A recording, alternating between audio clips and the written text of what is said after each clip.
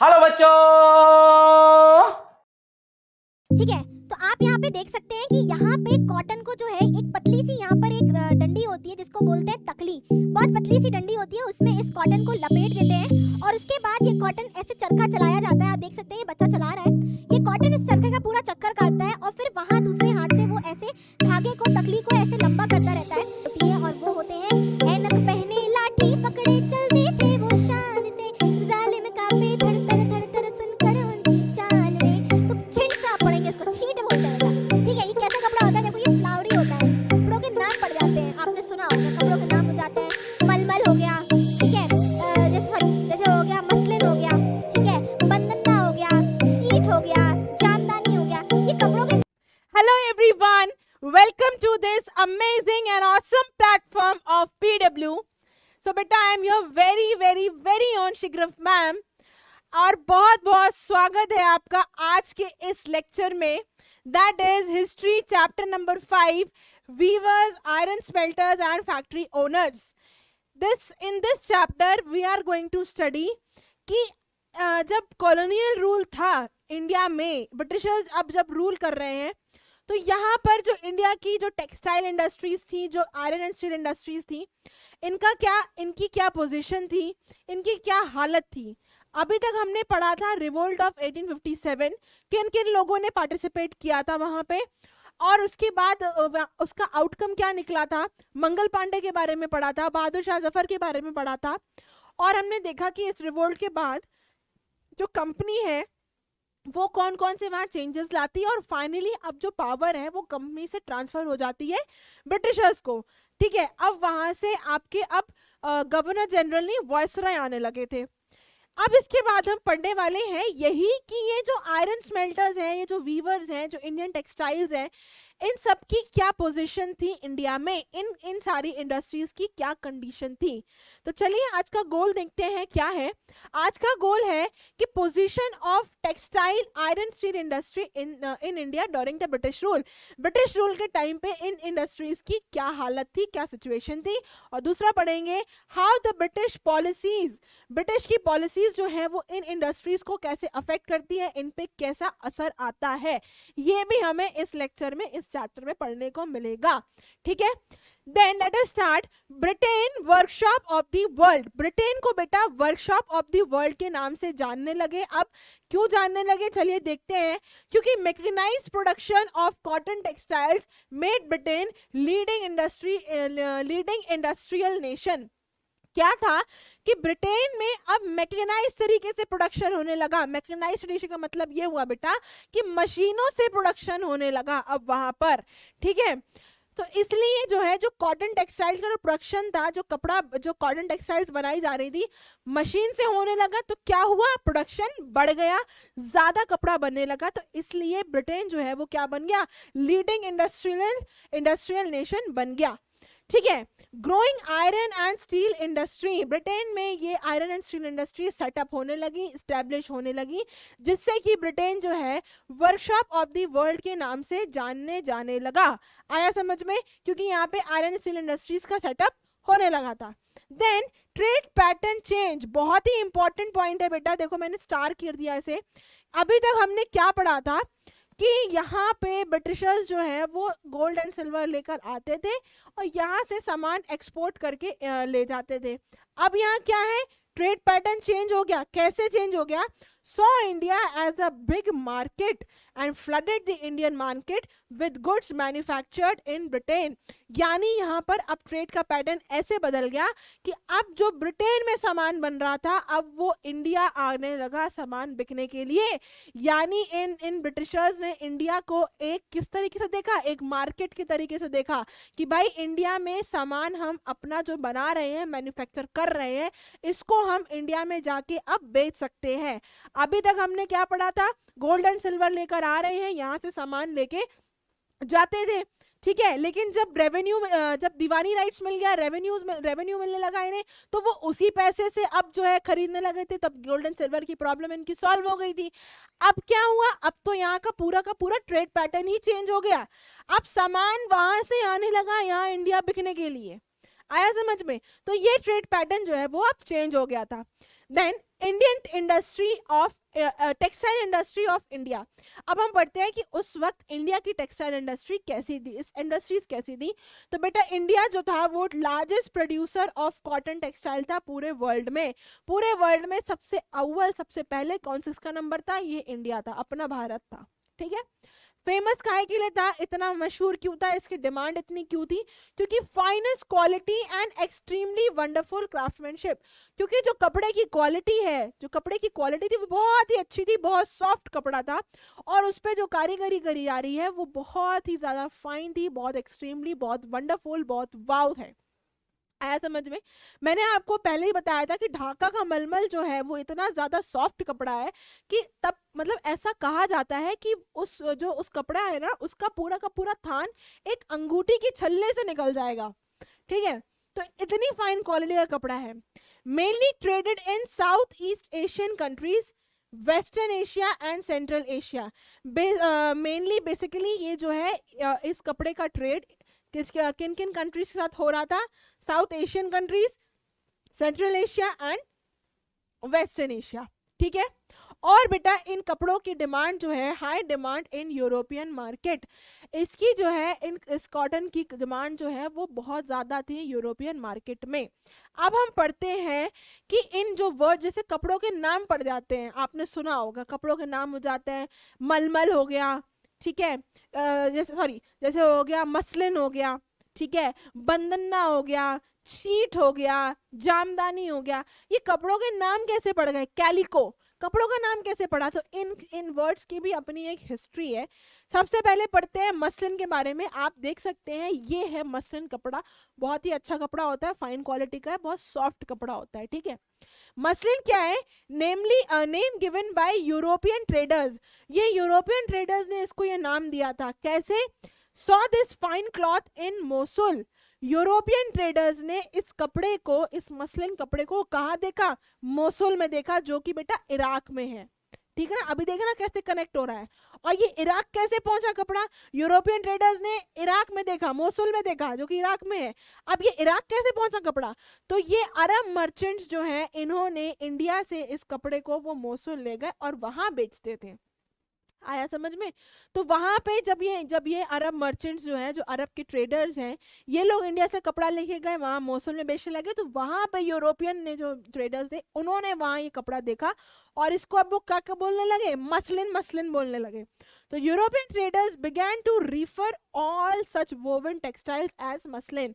तो जो European traders हैं अब इस तरह के सभी कपड़ों को किस नाम से बुलाने लगे, वो मसलिन के नाम से बुलाने लगे। तो मोसुल से मसलिन नाम पड़ गया। आया समझ में। अब पढ़ते हैं कैलिको के बारे में। ये आप देख सकते हैं, दिस इज कैलिको, ये कैलिको कपड़ा है। इसकी भी बड़ी इंटरेस्टिंग स्टोरी है। ये नाम कैसे पड़ा, कैलिको जो है, Portuguese came to India in search of spices. ये पोर्चुगीज जो है वो इंडिया आए थे मसाले लेने के लिए, क्योंकि उनके वहाँ क्या है, बहुत ठंड पड़ती थी नवंबर से फरवरी में, तो उनके पास खाने पीने की परेशानी थी। इन मसालों से वो अपना वो अपना खाना जो है वो बचा सकते थे, प्रिजर्व कर सकते थे, इसलिए वो इंडिया आए थे। ठीक है, अब वो कहाँ पे लैंड करे, कैलीकट में लैंड करे। आज बेटा इसे कोझीकोड कहते हैं, इट इज इन केरला। आया समझ में। ये लैंड करे कैलीकट में, ये पोर्चुगीज आ गए। अब क्या हुआ, यहाँ से बेटा ये कैलिकट के जो ये पोर्चुगीज हैं, क्या किया इन्होंने, they took back cotton textiles and cotton textiles to Europe along with spices. यहाँ पे इन पोर्चुगीज आते थे ये स्पाइसेस लेने, मसाले लेने, लेकिन जब यहाँ कैलिकट आए तो उन्होंने यहाँ ये कपड़े को देखा और इस कॉटन कपड़े को भी ले गए और स्पाइसेस को भी अब ये ले गए। तो ये कैलिको नाम जो पड़ा है बेटा, ये नेम जो कैलिको है, ये नाम पड़ा है कैलीकट से।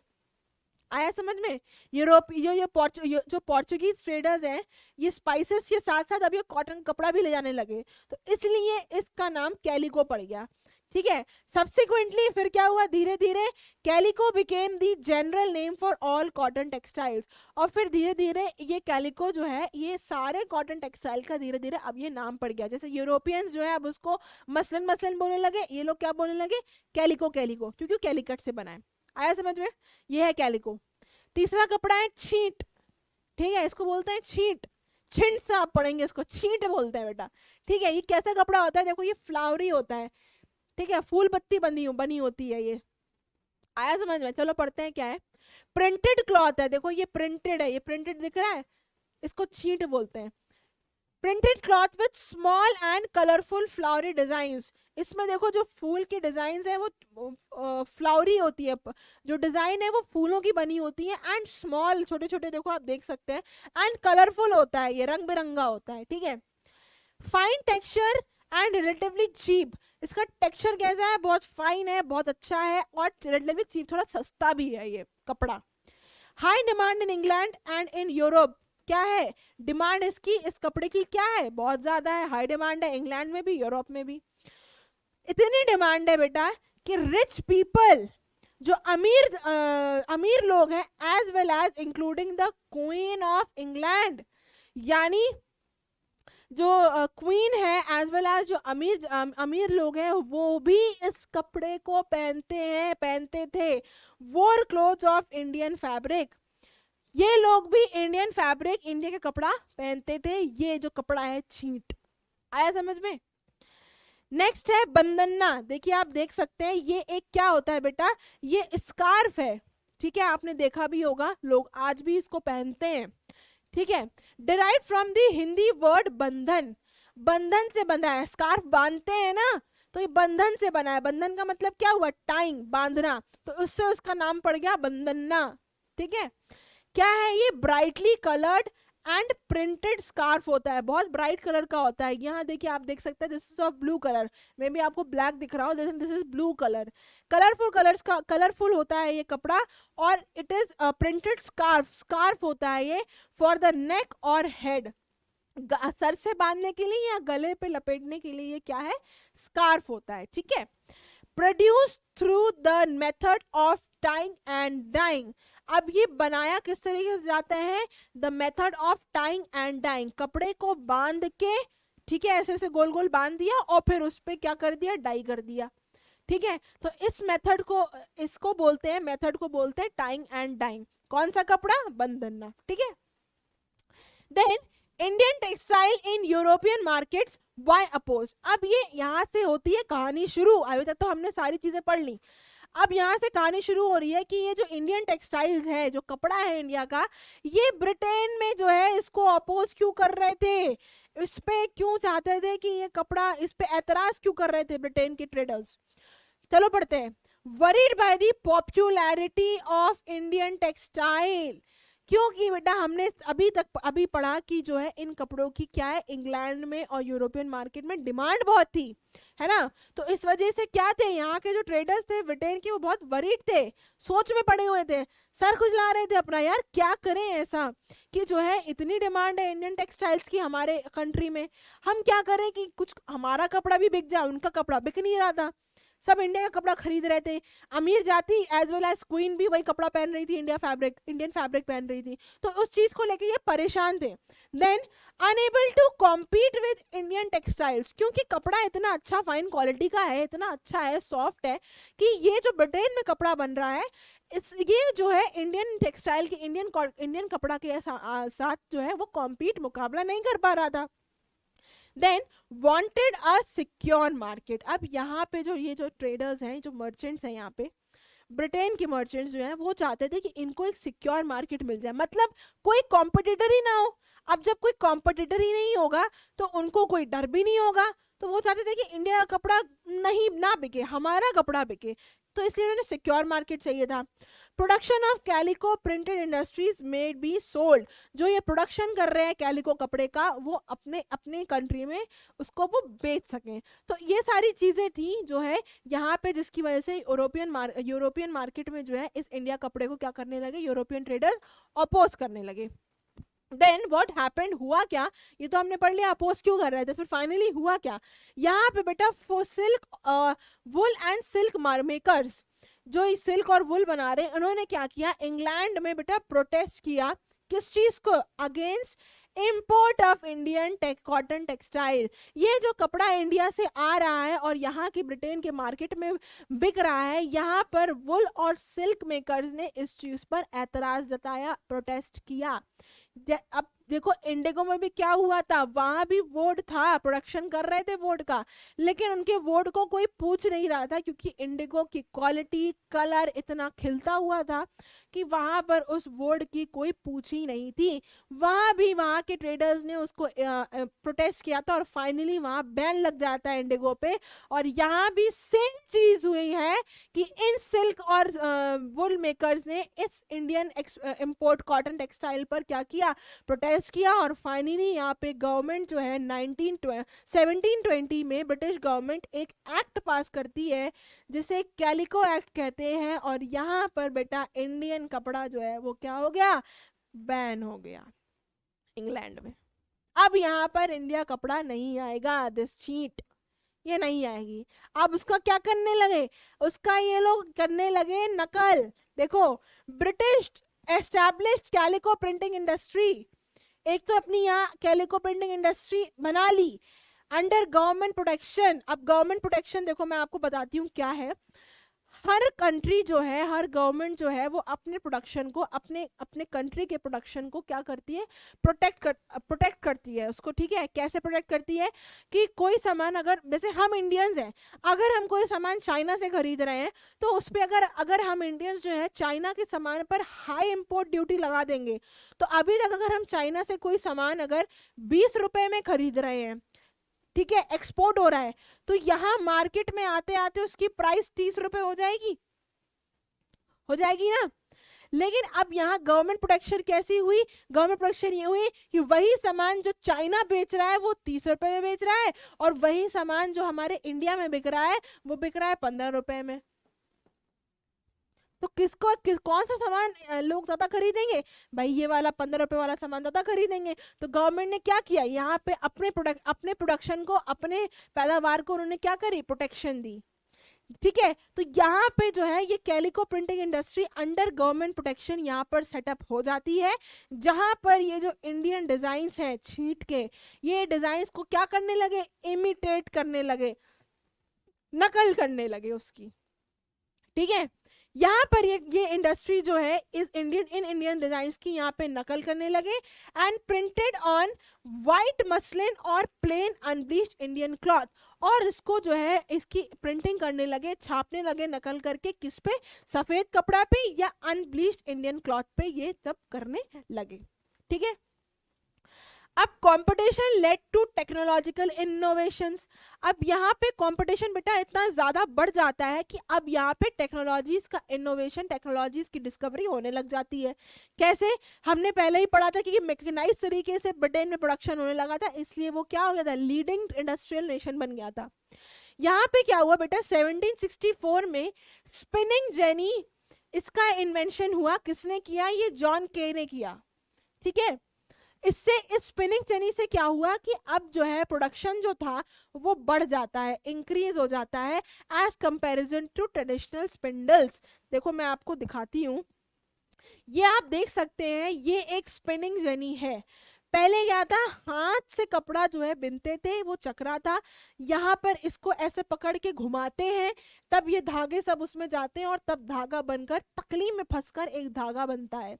ठीक है, अभी लेकिन इस स्पिनिंग जेनी की वजह से यहाँ पे प्रोडक्शन जो है वो अब बढ़ जाता है compare to traditional spindles. Traditional spindles क्या थे, हाथ से, उसको हाथ से धागा को जो है फंसाना पड़ता था इस चक्र में, और फिर वहां से इसको घुमा घुमा के जो है धागा ऐसे ऐसे लंबा कर करके निकालते थे। लेकिन अब जो है इस स्पिनिंग जेनी की इन्वेंशन की वजह से यहाँ पर ये प्रोडक्शन जो है वो आसान हो गया।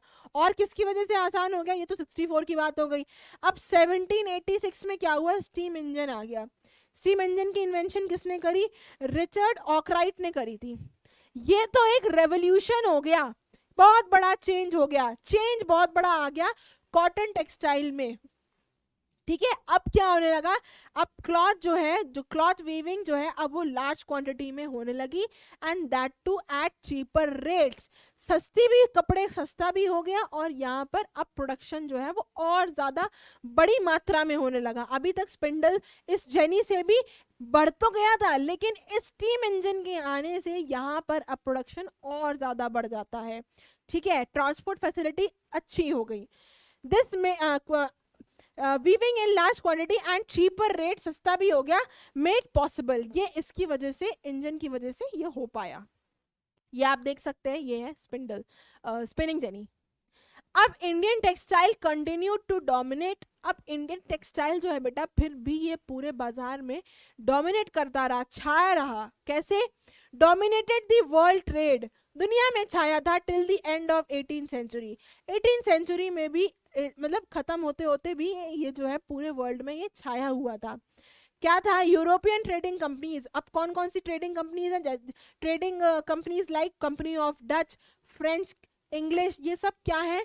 ट्रेड कर रहे थे इंडिया से, और इन्होंने खूब पैसा कमाया, ह्यूज प्रॉफिट्स बनाया out of this flourishing trade. इतनी ज़्यादा इस कपड़े की डिमांड थी इंडियन टेक्सटाइल्स की कि इन कंट्रीज ने जो बेटा क्या है बहुत ज़्यादा इन्होंने फायदा बनाया, अपना प्रॉफिट्स खूब कमाए।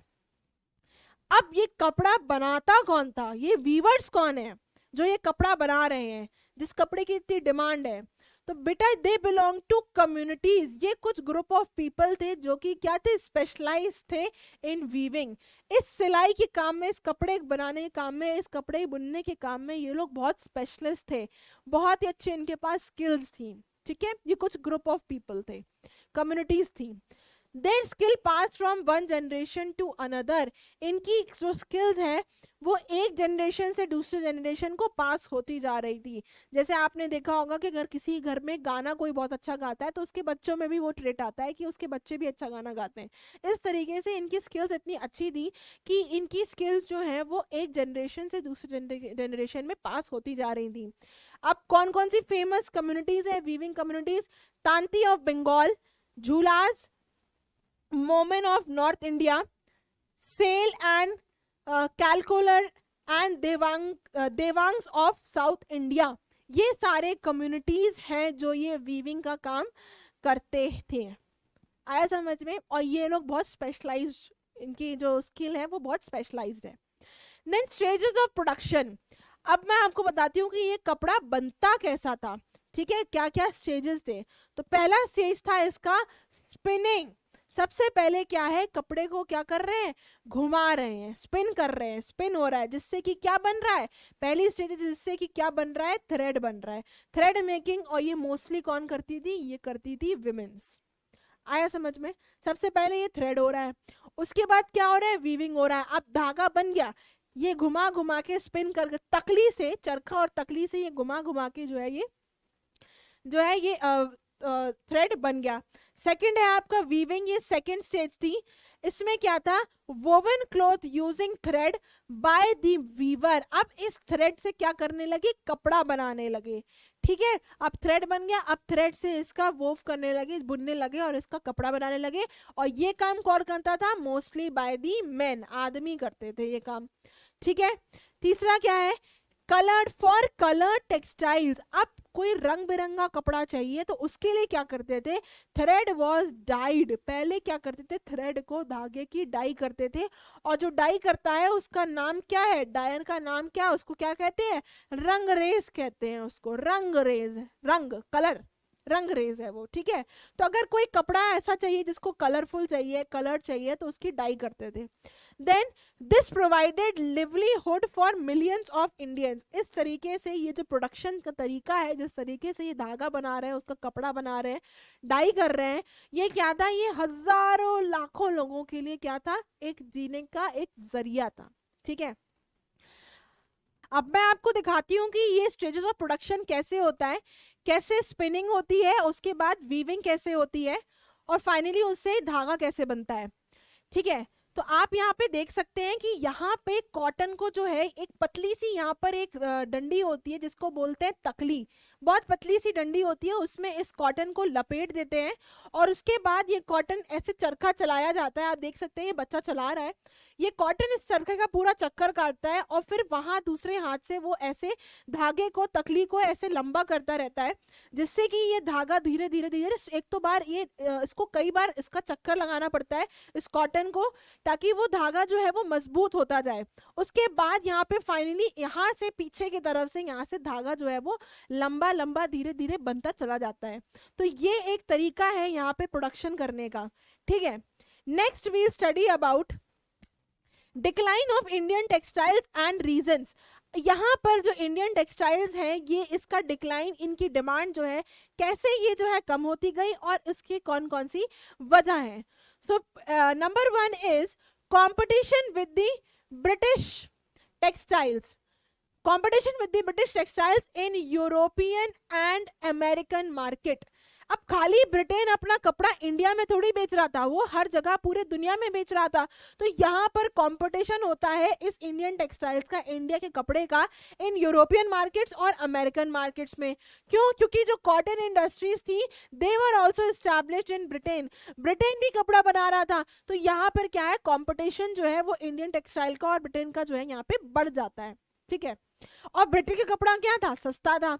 ठीक है, इसके इंडियन कपड़े के मुकाबले। Then export of Indian textiles to England became more difficult. देखो यहाँ पे जो है इंडियन टेक्सटाइल्स का जो एक्सपोर्ट था, जो इंडिया से कपड़ा बनकर इंग्लैंड जा रहा था, वो अब और ज़्यादा डिफिकल्ट हो जाता है, बहुत ज़्यादा मुश्किल से अब जाता है। क्यों? क्योंकि यहाँ पे अब हाई ड्यूटीज गवर्नमेंट ने जो ब्रिटेन की गवर्नमेंट थी उस इन कपड़ों पे क्या लगा दिया, हाई ड्यूटीज लगा दी थी, imposed on the import of Indian textile। इन कपड़ों पे ब्रिटेन की गवर्नमेंट ने हाई ड्यूटी लगा दी थी। तो अब जैसे मैंने आपको बताया, मान लीजिए अगर ये कपड़ा जो है, टेक्सटाइल जो है, अगर ये 50 रुपीज़ में अगर ब्रिटेन खरीद रहा है तो ये मार्केट में जाते जाते बन जाएगा 70 रुपीज़ का। ठीक है, लेकिन ब्रिटेन का कपड़ा जो है वो 25 रुपए का ही है। तो यहाँ पे कुछ कपड़े की डिमांड बढ़ जाएगी भाई, ब्रिटेन के कपड़े की डिमांड बढ़ जाएगी। अब यहाँ पर जो है इंडिया का कपड़ा जो है वो नहीं बिक रहा है, तो जो इंडियन के जो ट्रेडर्स थे जो ये इस कपड़े को बेच रहे थे, उनका माल रखा रह गया। तो भाई अब वो क्या करेंगे, इंडिया से और इम्पोर्ट करवा के, इंडिया से कपड़ा मंगा के अब वो क्या करेंगे, पहले जो माल रखा है उसको तो वो बेच लें, उसके बाद वो और कपड़ा मंगाए। तो इसलिए यहाँ पे जो है इम्पोर्ट जो है अब यहाँ पर डिफिकल्ट हो गया था because of the high duties. Consequences of decline. अब इसका नतीजा क्या निकला, इस डिक्लाइन का नतीजा क्या निकला, बहुत मतलब यू विल सी कि यहाँ पर जो है बेटा कि इंडियन कॉटन टेक्सटाइल्स वर आउटस्टेड का मतलब बाहर हो गई, कंपटीशन से बाहर हो गई by the British textile from there traditional markets. जो ट्रेडिशनल मार्केट्स थे इंडिया के, जहाँ से वो जो ट्रेड कर रही थी, उन मार्केट से भी, जैसे अफ्रीका, यूरोप और अमेरिका, इनसे भी ये कपड़ा जो है आउटस्टेड हो गया, यानी कि बाहर हो गया, क्योंकि ब्रिटेन का कपड़ा अब यहाँ के लोग जो है वो खरीदने लगे थे। ठीक है, दूसरा है English and European company stop buying the Indian goods, their agents stop the advances to the weavers. यहाँ पे क्या हुआ बेटा कि ये जो इंग्लिश और यूरोपियन कंपनीज थी, इन्होंने इंडिया का कपड़ा अब खरीदना बंद कर दिया। क्यों? क्योंकि भाई ये कपड़ा जो अभी पहले इनके पास रखा हुआ है यही नहीं बिक रहा है, ब्रिटेन कपड़े की बहुत डिमांड हो रही है, अब जब ये बिकेगा तब वो इंडिया से और कपड़ा मंगाए, यही माल रखा हुआ है। तो इसलिए यहाँ पे क्या हो गया, यहाँ के जो इंडियन गुड्स है इन कंपनीज ने खरीदना बंद कर दिया, एंड उनके एजेंट्स ने जो वीवर्स थे इंडिया में, जो उनको एडवांसेस देते थे कि हम आपको पैसा दे रहे हैं, आप हमारे लिए कपड़ा बना के दीजिएगा, उनको अब वीवर्स को है एडवांसेस यानी पैसा देना भी अब बंद कर दिया। अब यहाँ पैसा देना बंद कर दिया तो क्या होगा, इंडियन वीवर्स बिकेम अनएम्प्लॉयड। अब वो क्या हो गए, बेरोजगार हो गए, उनके पास कुछ करने को नहीं है। और सबसे ज्यादा ये मार किस पे पड़ी थी, बंगाल के वीवर्स पे पड़ी थी। ठीक है, Bengal weavers were the worst hit, सबसे ज्यादा गाज गिरी तो इन्हीं पे गिरी थी। ठीक है, डिस्ट्रेस्ड वीवर्स, ये जो परेशान वीवर्स थे, इन्होंने अपने इशू को गवर्नमेंट के सामने रखा, raise this issue before the government to help them. क्या किया, यहाँ पे कुछ लेटर्स लिखे गए कि न्यूज़पेपर में हमारा ये लेटर छापिएगा, और कुछ मेमोरेंडम जो है गवर्नमेंट को, मोमेरांडम टू गवर्नमेंट, यहाँ पे मोमेरांडम टू गवर्नमेंट यानी यहाँ भी जो है कुछ 12,000 वीवर्स ने लेटर लिखा था गवर्नमेंट को। उनको बताया कि भाई पहले हमारा कपड़ा बिकता था, अब हमारा कपड़ा नहीं बिक रहा है, हमारे पास कुछ करने को नहीं है, हम अनएम्प्लॉयड हैं। ठीक है, और ज़माने से हमारे यहाँ काम होता चला आ रहा है, लेकिन अब हमें भुखमरी हो रही है, हमें खाने को कुछ नहीं है, हमको हेल्प करिए, हमको एडवांस दीजिए, हमको नौकरी दीजिए, हमको ये कपड़ा बनाने के लिए जो है हमको पैसा चाहिए, हम भुखमरी से मर रहे हैं, वी आर स्टार्विंग, खाने को कुछ नहीं है। ठीक है, और कुछ लेटर भी लिखा गया न्यूज़पेपर में। एक लेडी ने लिखा था कि भाई मेरे हस्बैंड की डेथ हो गई है, तो मैं अपने बच्चों को पालने के लिए मैं यही काम कर रही हूँ। किसी तरह वो मैनेज करके अपने बच्चों की शादी करती है, ठीक है। लेकिन उसके पास भी जब ये सब बंद हो गया, जब डिक्लाइन हो गया, जब एक्सपोर्ट नहीं हो रहा है इंडिया कपड़े का, तो यहाँ पर भी वो परेशान हो जाती है। वो गवर्नमेंट से कहती है कि हमको हेल्प करिए, हमारे पास खाने को कुछ नहीं है, नहीं तो हम मर जाएंगे, ठीक है। तो यहाँ पर जो है बेटा क्या होता है, वीवर्स जो है वो अनएम्प्लॉयड हो जाते हैं। Condition gone back to worst. अब जो कंडीशंस थी वो अब बद से बदतर हो गई। कैसे? बाय 1830s क्या हुआ, British cotton cloth flooded in Indian market. एक जो है मतलब ब्रिटिश में जो कपड़ा बन रहा था, इंग्लैंड में जो कपड़ा बन रहा था, अब यहाँ इंडिया में ये एक बाढ़ की तरह ये लोग सब लाके यहाँ पे अब बेचने लगे, ठीक है।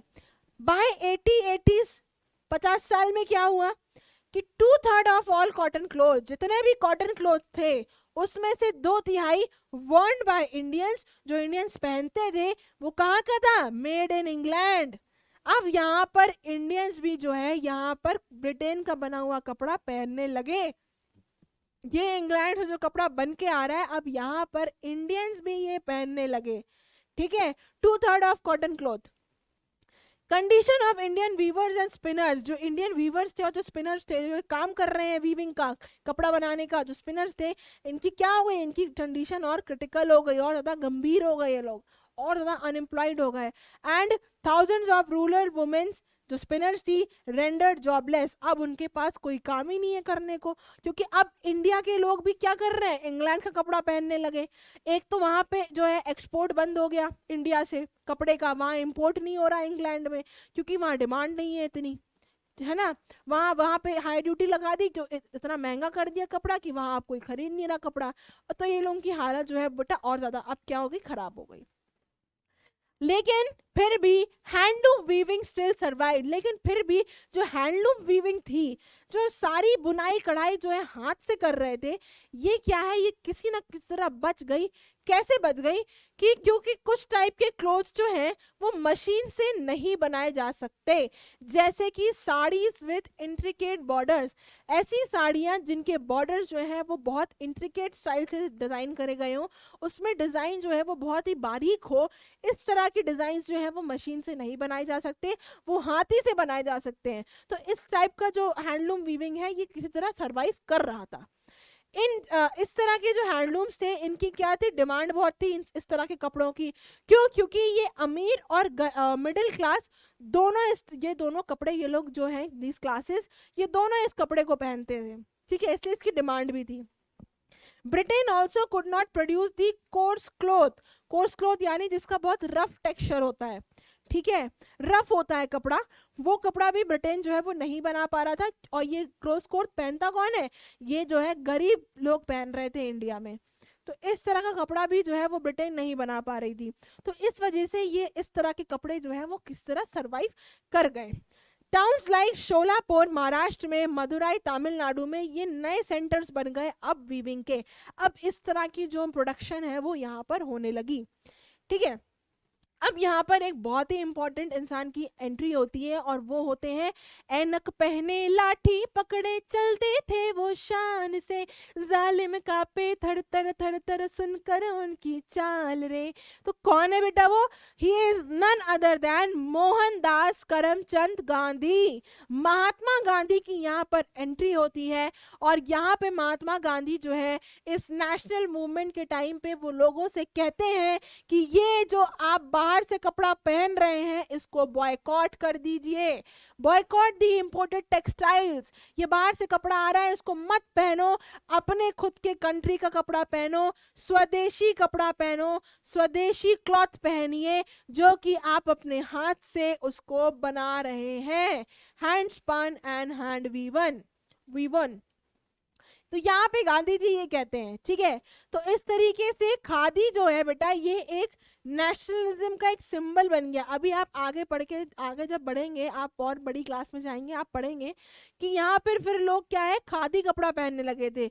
इस बात को वो मान गए महात्मा गांधी की खाली यहाँ पे तो हम अभी पढ़ रहे हैं कपड़ों के बारे में, लेकिन बहुत सारी चीज़ें जो है बॉयकॉट कर दी गई थी, ठीक है। लॉयर्स ने अपना जो है प्रोफेशन छोड़ दिया था, टीचर्स नहीं जा रहे थे वहाँ यूनिवर्सिटीज और स्कूल में पढ़ाने के लिए, बच्चे स्कूल नहीं जा रहे थे इंग्लिश एजुकेशन के लिए, ठीक है। यहाँ पे बहुत सारी चीज़ों को बॉयकॉट करा था इस नेशनल मूवमेंट में। यहाँ हम टेक्सटाइल के बारे में पढ़ रहे हैं। तो यहाँ पे खादी जो है एक ये नेशनल सिंबल बन गया। जब गांधी जी ने बोला कि अपने खुद का कंट्री का कपड़ा पहनो, तो इट वॉज खादी, ठीक है। चरखा was put at the center of tricolor flag of Indian National Congress adopted in 1931। 1931 में जो इंडियन नेशनल कांग्रेस का जो फ्लैग था उसमें इस चरखे को बीच में कर दिया गया था, इस चरखे को बीच में रख दिया गया था, ठीक है। आया समझ में?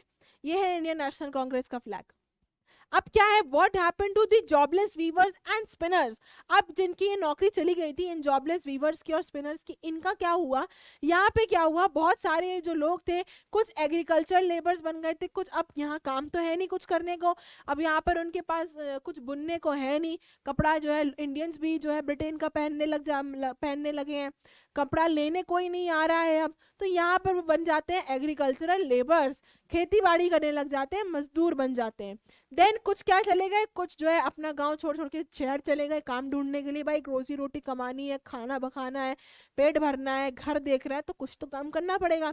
तो कुछ क्या करते हैं, शहर चले जाते हैं, कुछ तो भैया कंट्री छोड़ के चले जाते हैं और दूसरी कंट्रीज में जाके खेती बाड़ी करने लग जाते हैं, जैसे कि अफ्रीका साउथ अमेरिका में प्लांटेशन करने लग जाते हैं, ठीक है। और कुछ को यहाँ पे क्या होता है, इस न्यू कॉटन मिल जो बॉम्बे में सेटअप हो गई थी, यहाँ पर उनको जो है अब काम मिल जाता है। बॉम्बे में, अहमदाबाद, शोलापुर, नागपुर एंड कानपुर, इन सिटीज में जाके कुछ लेबर्स को यहाँ पर काम मिल जाता है। अब क्या है, कॉटन मिल जो है बेटा, फर्स्ट कॉटन मिल सेटअप हो गई थी बॉम्बे में 1854 में, ठीक है। बॉम्बे में क्यों हुई थी, बिकॉज ऑफ ब्लैक सॉइल। वहां पर क्या है, ब्लैक सॉइल है, और आपको पता है ब्लैक सॉइल जो है वो बेस्ट सॉइल है कॉटन को ग्रो करने के लिए, कॉटन सबसे बेस्ट ब्लैक सॉइल में उगता है। एक तो ये रीजन था, ठीक है, कि बॉम्बे में क्यों, और दूसरा ये इम्पॉर्टेंट पोर्ट था वहां पे, एक बहुत ही इम्पॉर्टेंट बंदरगाह था जहाँ से जो है इस कपड़े को क्या कर रहे थे, एक्सपोर्ट कर रहे थे, सॉरी कपड़े को नहीं, कॉटन को एक्सपोर्ट कर रहे थे, रॉ कॉटन भेज रहे थे इंग्लैंड एंड चाइना, यहाँ से ये कॉटन जो है एक्सपोर्ट हो रहा था। बाय 1900 में क्या हुआ, 1900 आते आते बॉम्बे में कुछ 84 मिल्स जो हैं अब यहाँ पर ऑपरेट होने लगी थी। यहाँ पर अब 84 फैक्ट्रीज जो है, मिल्स जो है वो सेटअप हो गई थी, mostly bye Parsis and Gujaratis businessman. और ये किसकी थी, मोस्टली इट वाज, ये बिजनेस कौन कर रहा था, मोस्टली या तो पारसीज कर रहे थे या गुजरातीज कर रहे थे, और इन लोगों ने ये चाइना के साथ ट्रेड कर कर यहाँ पर उन्होंने यहाँ पे खूब पैसा कमाया, मेड मनी, खूब पैसा कमाया यहाँ पे इस चाइना के साथ यहाँ से ट्रेड करते हुए, ठीक है। ये कॉटन मिल जो है बेटा बॉम्बे में आ गई थी। Other cotton mills came up, और भी कॉटन मिल सेटअप हो गई थी, जैसे अहमदाबाद में हो गई थी 1861 में, और कानपुर में हो गई थी 1862 में, ठीक है। यहाँ पर अहमदाबाद में भी बेटा महात्मा गांधी का एक रोल आएगा, अभी आप आगे पढ़ेंगे, जहाँ पर एक मिल स्ट्राइक होती है, महात्मा गांधी वहां जाते हैं और वहां पर मामले को सेटल कर देते हैं, उसके बारे में आगे पढ़ेंगे। और क्या हुआ, cotton mills generated the demand of labour. अब जब फैक्ट्रियां सेटअप हो गई, मिल्स बन गई, अब यहाँ पर चाहिए लोग काम करने के लिए, तो यहाँ पर क्या हुआ, अभी जितने भी लोग जो अनएम्प्लॉयड थे, जिनकी नौकरियां चली गई थी, अब यहाँ पर क्या हुआ, यहाँ डिमांड आ गई लेबर की, भाई मजदूर चाहिए काम करने के लिए। तो हुआ क्या, देयरफॉर जो भी पीजेंट्स थे, जो आर्टिसंस थे, एग्रीकल्चरल लेबर्स थे, ये क्या कर गए, ये सारे जो है बेटा इन शहर में, ये जो है इन शहरों में जो है चले गए काम करने के लिए, move to the cities for work, चले गए यहाँ पे काम करने के लिए, ठीक है। Then problem faced by textile industry in India. अब इंडिया में ये टेक्सटाइल इंडस्ट्री ने क्या क्या प्रॉब्लम फेस करी, सेटअप हो गई है, अब इन्होंने प्रॉब्लम क्या फेस करी, उनको ये डिफिकल्ट हो गया था, फाउंड इट डिफिकल्ट, मुश्किल था इनके लिए टू कॉम्पीट, कंपटीशन करना, cheap textiles imported from Britain. जो ब्रिटेन से कपड़ा आ रहा था वो सस्ता था, और जो इंडिया में कपड़ा बन रहा था ये महंगा था। तो यहाँ पर एक प्रॉब्लम उनके सामने ये फेस हुई कि जो ब्रिटेन का कपड़ा था उसके साथ वो कंपटीशन में होने लगा, सस्ता कपड़ा था, ज़्यादा लोग उसी को प्रेफर करेंगे, महंगे कपड़े को क्यों खरीदेगा कोई, तो यहाँ पर एक ये प्रॉब्लम सामने आती है। दूसरा क्या था, in most countries government supported their production industrialization. Government ने ज़्यादातर कंट्रीज में क्या था, यहाँ की गवर्नमेंट्स ने अपने अपने प्रोडक्शन को क्या किया, प्रोटेक्ट किया, ठीक है. लेकिन यहाँ पे इंडियन गवर्नमेंट ने क्या किया, ये मना कर दिया. मैंने आपको बताया कि गवर्नमेंट कैसे प्रोटेक्शन दे रही है, by imposing heavy duty on imports. कोई सामान अगर देश किसी दूसरे देश से इम्पोर्ट कर रहा है, खरीद रहा है, उसने क्या किया, गवर्नमेंट ने उस सामान को महंगा खरीदा तो सामान मार्केट में भी महंगा मिलेगा. तो इस तरीके से जो है ज़्यादातर कंट्रीज ने अपने प्रोडक्शन को क्या किया, यहाँ पे प्रोटेक्ट किया.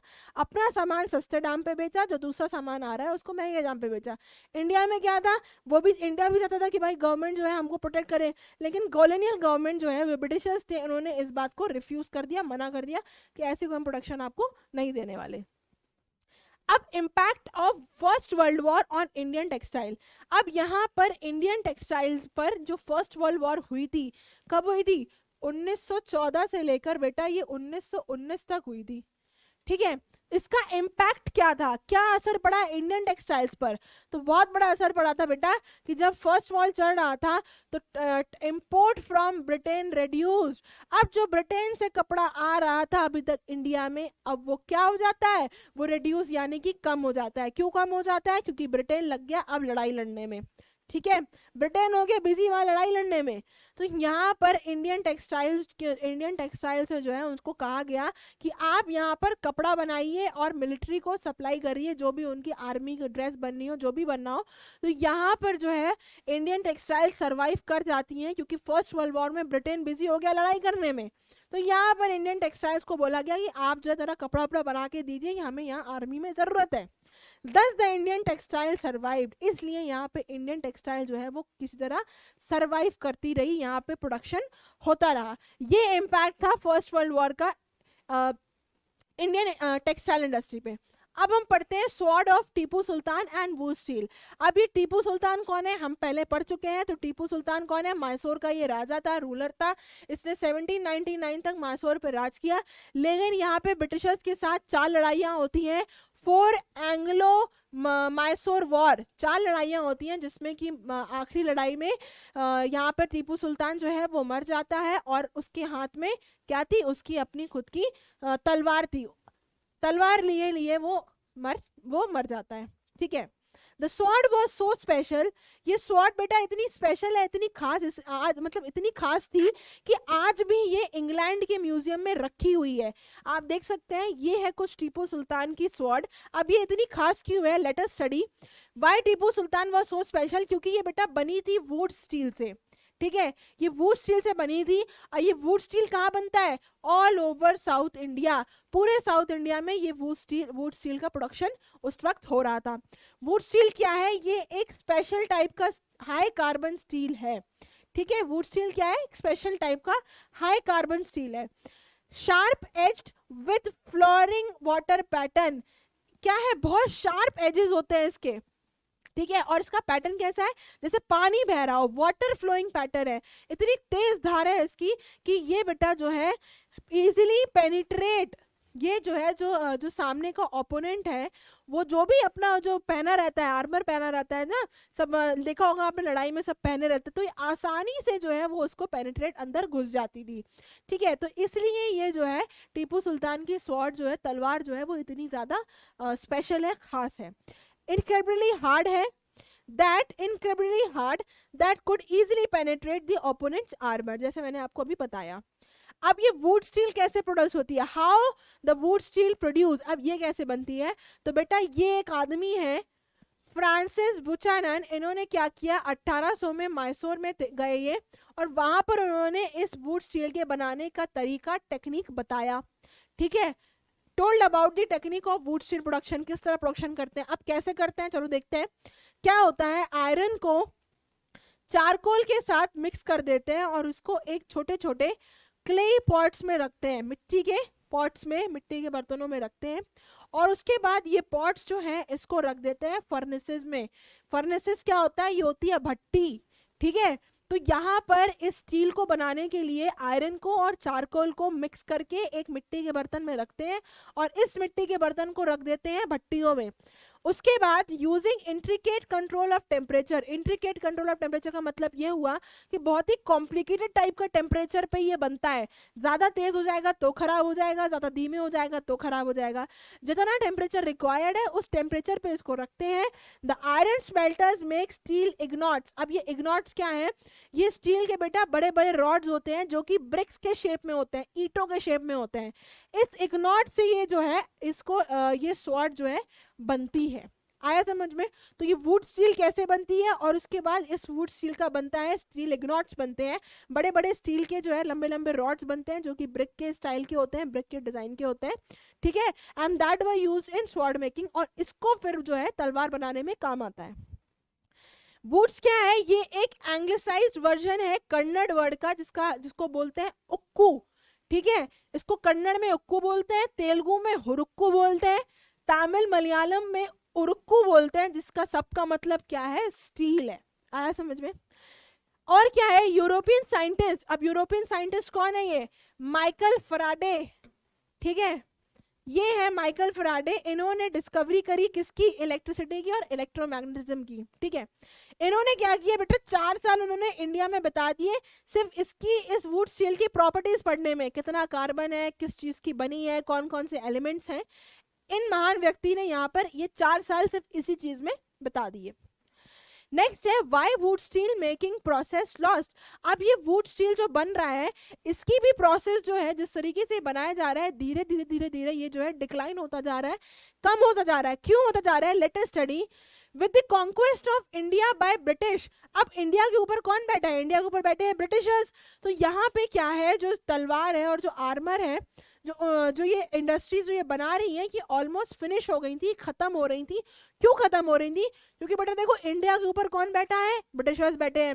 आर्मी किसकी है? याद करो, आर्मी है सब्सिडरी अलायंस, याद करो, जहां पर इंडिया की अपनी खुद की जो रूलर्स है उनकी अपनी खुद की आर्मी नहीं होगी, और आर्मी किसकी होगी? ब्रिटिशर्स की होगी। ब्रिटिशर्स की आर्मी उनको प्रोटेक्शन देगी, उनको बदले में क्या करना पड़ेगा? उस आर्मी का खर्चा देना पड़ेगा।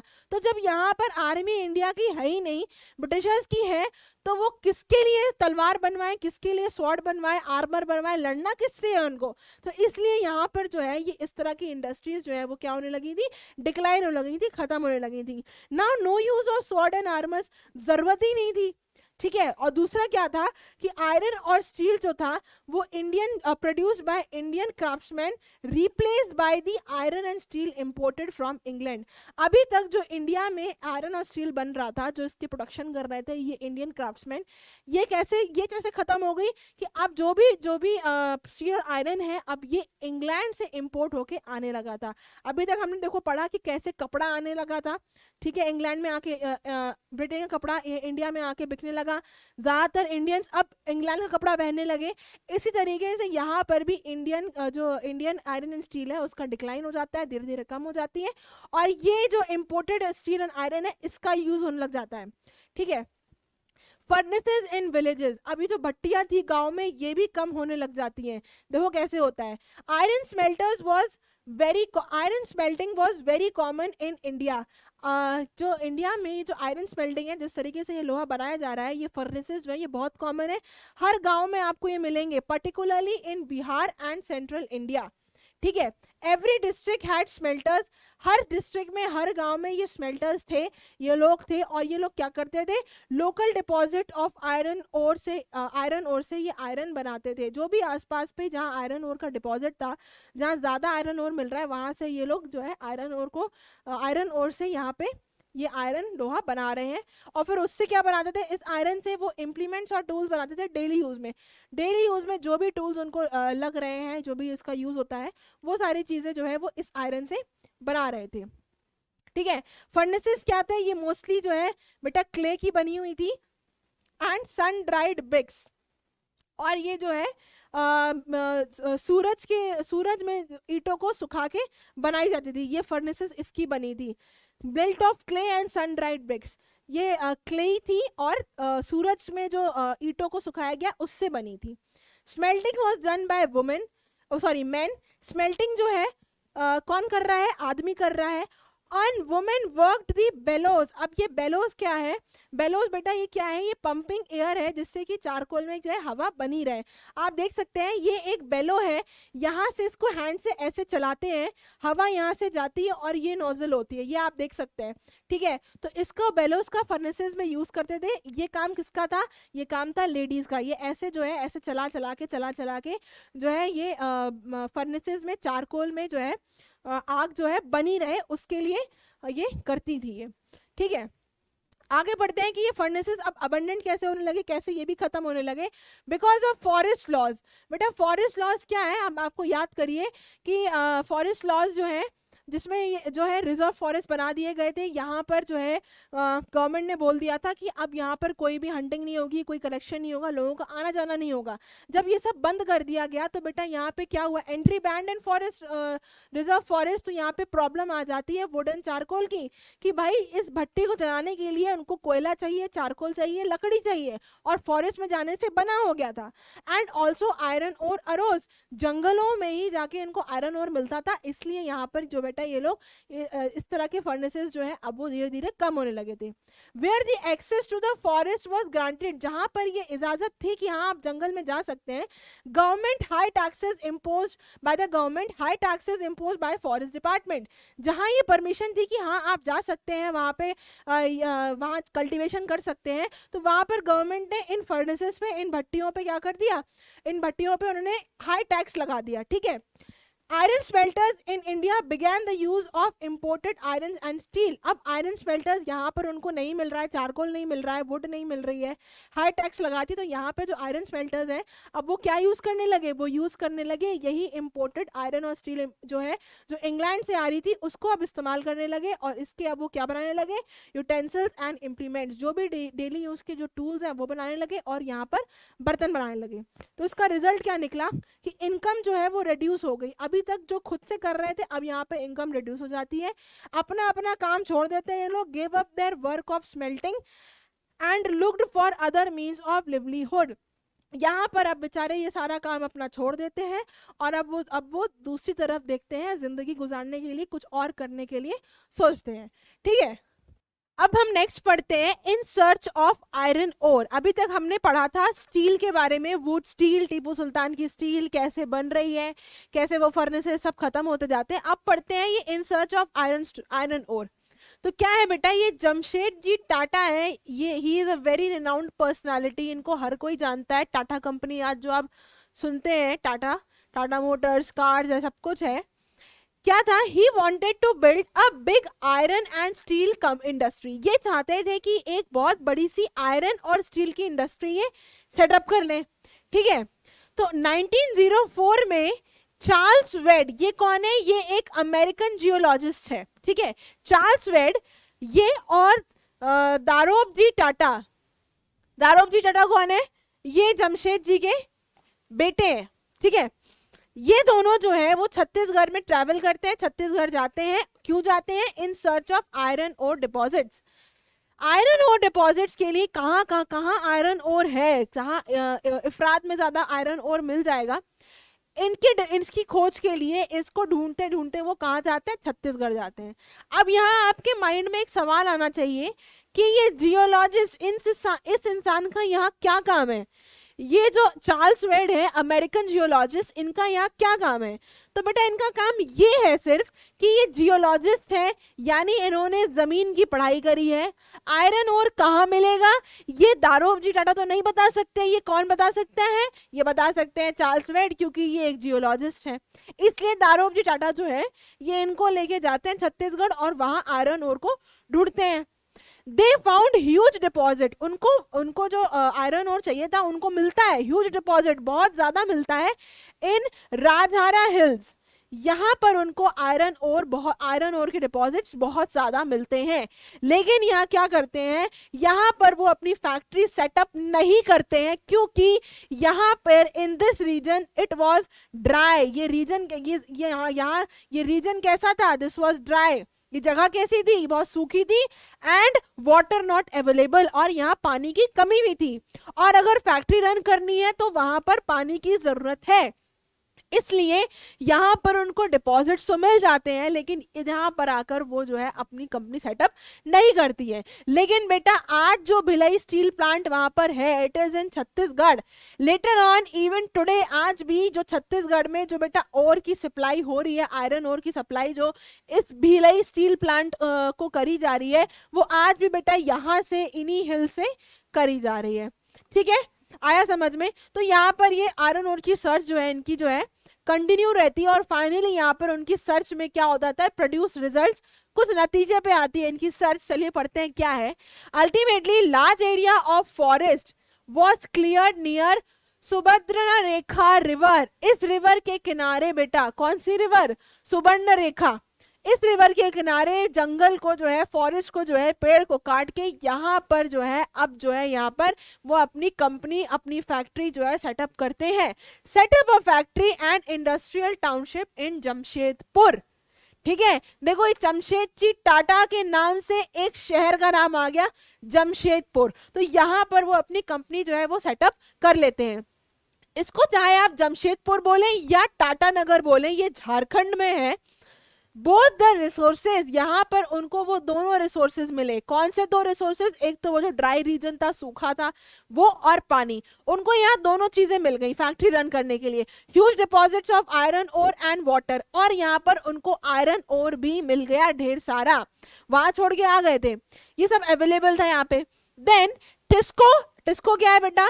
Tata iron and steel company, ये यहाँ पर जो है ये सेटअप हो गई थी, और 1912 से ये जो है अब जो है ये यहाँ पर स्टील का प्रोडक्शन करने लगी थी। टिस्को क्या है? Tata iron and steel company. ये आप पिक्चर में देख सकते हैं, सुवर्ण रेखा के किनारे ये कंपनी जो है, ये फैक्ट्री जो है सेटअप हो गई।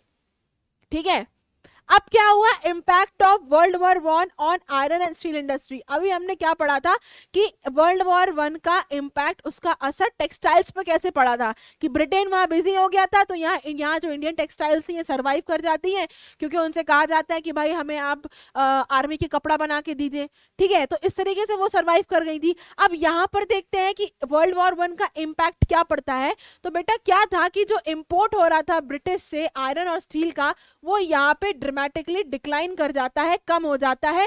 क्यों? सेम रीजन कि ब्रिटेन जो है वो अब वहां लड़ाई लड़ने में लड़ गया, तो अब जितना भी हथियार था, जितना भी सामान था लोहे का, स्टील का, वो सारा कुछ ब्रिटेन जो है इंडिया लाने के बजाय अब वॉर में यूज करने लगा था। ठीक है, एक रीजन ये था। तो इससे क्या हुआ, जब ये डिक्लाइन हो गया, सामान कम हो गया, ये आयरन एंड स्टील जो है ब्रिटेन से इंपोर्ट होने कम हो गया, तो जो इंडियन रेलवेज था अब ये किसकी तरफ जाते हैं? अब ये इनका चेहरा घूम जाता है टिस्को की तरफ। अब ये टिस्को की तरफ देखने लग जाते हैं और उनसे कहते हैं कि भैया हमारे लिए यहाँ पे प्रोडक्शन करिए, रेल्स बनाने की सप्लाई करिए। ठीक है, और क्या होता है, टिस्को से ये भी कहा गया, टिस्को ने क्या प्रोड्यूस किया? शेल्स प्रोड्यूस करे, बॉम्ब शेल्स देखें, उसको भी यहाँ पे टिस्को ने बनाया। And carriage wheels for war, और यहाँ पर टिस्को ने बेटा जो लड़ाई लड़ रही थी आपका ये फर्स्ट वर्ल्ड वॉर वन का 1914 से लेके 1919 तक चली थी ये। ठीक है, 1914 से लेके 1919 तक चली थी ये जो वॉर। यहाँ पर जो है इस टिस्को कंपनी ने, Tata steel and iron company ने भी क्या किया, यहाँ पर इसको व्हील्स प्रोवाइड करे लड़ाई में। ठीक है, एंड बाय 1919 और 1919 आते तक क्या हुआ, जो कॉलोनियल गवर्नमेंट है ये जो है अब ऑलमोस्ट 90% स्टील जो है वो अब टिस्को से खरीदने लगी थी। यहाँ पे यानी वर्ल्ड वॉर वन का, फर्स्ट वर्ल्ड वॉर का इम्पैक्ट ये पड़ा कि जो है एक तो डिक्लाइन हो गया प्रोडक्शन ब्रिटेन का, अब सामान इंडिया आने के बजाय लड़ाई में लगने लगा। फिर इंडियन रेलवे टिस्को की तरफ मुंह कर गई कि हमें भैया रेलवेज की सप्लाई करिए, रेल्स की सप्लाई करिए, पटरियां बनानी है आपको। ठीक है, उसके बाद इन्होंने शेल्स बनाए, यहाँ तक कि लड़ाई के लिए पहिए बनाए, कैरियजेस व्हील्स बनाए। ठीक है, और बाय 1919 यहाँ पर ब्रिटिशर्स जो हैं अब ये इस टिस्को कंपनी से जो है क्या करने लगे, 90% तक स्टील यहाँ पर इनसे खरीदने लगे। तो यहाँ अगर हम सम अप करें, सब कुछ अगर इकट्ठा एक जगह करके देखें, तो हम यहाँ ये कह सकते हैं कि बेटा कि फर्स्ट वर्ल्ड वॉर वन की वजह से जो कॉटन टेक्सटाइल्स थी और जो इंडस्ट्री है, cotton textile industry as well as iron and steel industry, ये जो है इंडिया में एक्सपैंड कब हुई? ये तभी एक्सपैंड हुई जब ब्रिटिश से इंपोर्ट जो है वो क्या हो गया? कम हो गया, डिक्लाइन हो गया, ठीक है, डिक्लाइंड। और market for Indian industries goods increase, ठीक है। यहाँ पे जो है जब जब ब्रिटेन से जब सामान आना यहाँ बंद हो गया, कम हो गया आप कह सकते हैं, तब यहाँ पर जो इंडियन इंडस्ट्रीज थी इनका प्रोडक्शन बढ़ गया और ये किसी तरह सरवाइव कर गई। तो ये वर्ल्ड वॉर 1 का इम्पैक्ट था जो इंडियन, चाहे आप कहते हैं इंडियन टेक्सटाइल इंडस्ट्रीज हो चाहे आयरन एंड स्टील इंडस्ट्री हो, ये दोनों सरवाइव कर जाती है, ठीक है। सो होपफुली आपको पूरा चैप्टर, पूरा लेसन अच्छे से समझ में आ गया होगा। क्या कंडीशंस थी, क्या सिचुएशंस थी इन पूरी इंडस्ट्रीज की, वो भी क्लियर हो गई होंगी। आउटकम क्या निकला वो भी आप समझ गए होंगे। फर्स्ट वर्ल्ड वॉर का इम्पैक्ट क्या था, all these things. So from this was from my side for today. मेहनत करते रहिए, हंसते रहिए। Have a good day.